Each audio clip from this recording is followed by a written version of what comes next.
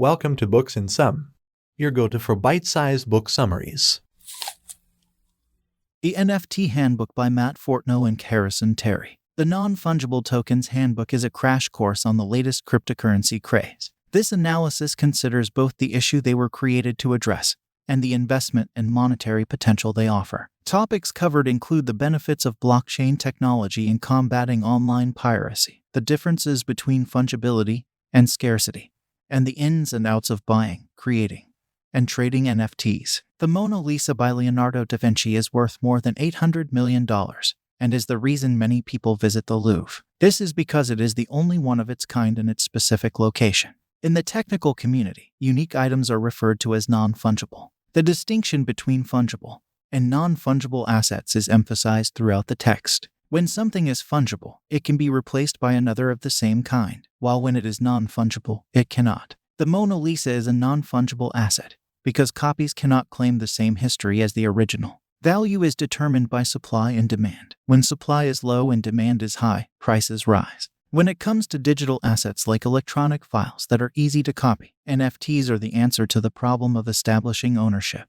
Blockchain is the most revolutionary solution, but it joins other models like legal crackdowns on file-sharing services like Napster and streaming services like Spotify. Provenance and ownership can be more easily established in analog systems than in digital ones. Bitcoin, the first widespread digital currency, is powered by a technology called blockchain. Every single Bitcoin transaction is recorded and kept track of by a network of thousands, if not millions, of computers around the world. A majority of the computers in the network must solve complex mathematical puzzles to verify the accuracy of the data in a block of encrypted information before it is added to the ledger. This makes the blockchain inherently trustworthy by preventing the addition of fraudulent transactions by any individual or group.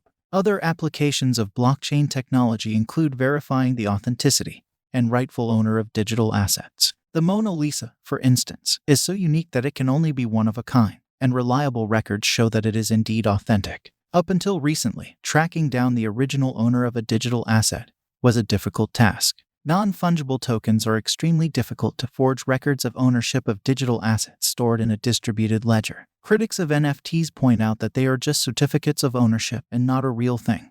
But scarcity is the driving force behind every collecting activity. People collect a wide variety of items in a variety of formats, and scarcity is at the heart of every collecting hobby. The ownership guarantee provided by blockchain technology is as reliable as any contract drafted by traditional auction houses. In other words, NFTs facilitate online collecting, but the urge to acquire and keep rare, valuable items dates back long before the advent of the internet. Even though the most famous NFT works don't resemble Renaissance paintings, they have been fetching prices similar to those of classic masterpieces. In 2019, Mike Winkelmann, a digital artist, became the first to sell an NFT at Christie's in the United Kingdom.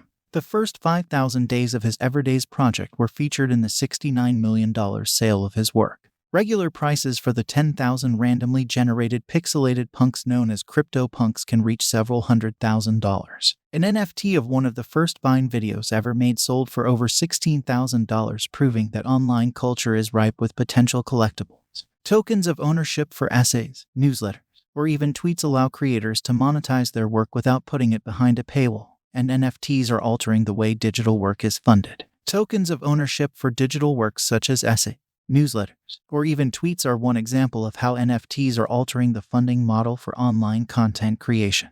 The process of buying and selling NFTs is outlined in great detail. Depending on the exchange, NFTs can be purchased with various cryptocurrencies.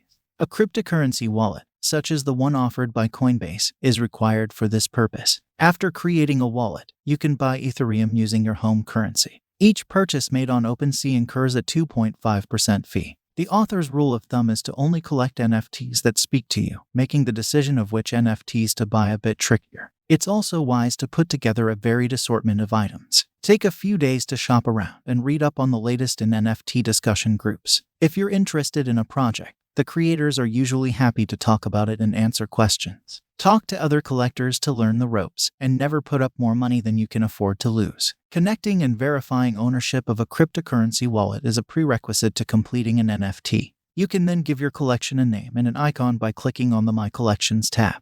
The next step is to add a file, a name, and a description to convert into an NFT. When you're ready, click Create to start minting. An NFT can be created from just about anything digital, including a tweet, a GIF, a video, an image, or a piece of digital art. The only restriction is copyright, which means you need to either own the content or have permission to use it. Keep things basic in the first NFT you create. High-resolution images are encouraged, but those uploaded to OpenSea must not be larger than 100 megabytes in size. The name of your NFT is the first impression you'll make on potential investors. Here, you can go in two different directions. The most critical information presented here is about trading NFTs on OpenSea. You can sell your NFT on OpenSea in one of three ways, either by setting a price and waiting for interested buyers to make an offer, by holding an auction, or by doing both. One of the risks of auctions is selling an NFT for less than you think it's worth, which can be avoided by setting a price in advance. If you're getting a lot of interest, try charging more than you'd expect people to pay. If you are having trouble valuing your NFT, you can put it up for sale and consider the offers you receive. If you're interested in an offer, you should move quickly because most offers are only good for 10 days and can be withdrawn at any time by the person who made them. OpenSea will alert you via email whenever a new offer is received. A Dutch auction may be the way to go if you are confident in the demand for your NFT. The first bidder to accept the auction's declining price is declared the winner in a Dutch auction. If the price drops too much, the seller could lose money. The desire to amass a collection is as old as humanity itself, and while NFTs can be found online, they are also collectibles. As with physical collecting, the greater the scarcity of a digital collectible, the higher its value. Whether we're talking about Renaissance paintings or blockchain tokens, the equation of scarcity plus demand leads to a price increase. We hope you found this summary helpful in your listening journey. If you're interested in diving deeper into the topic or getting your hands on the whole book, be sure to check the description below where we've included links to the book and other related products that may be useful to you. Don't forget to hit that subscribe button to stay updated on our latest book summaries, and feel free to leave a comment with any suggestions or requests for books you'd like us to cover. Thanks again for tuning in and happy listening.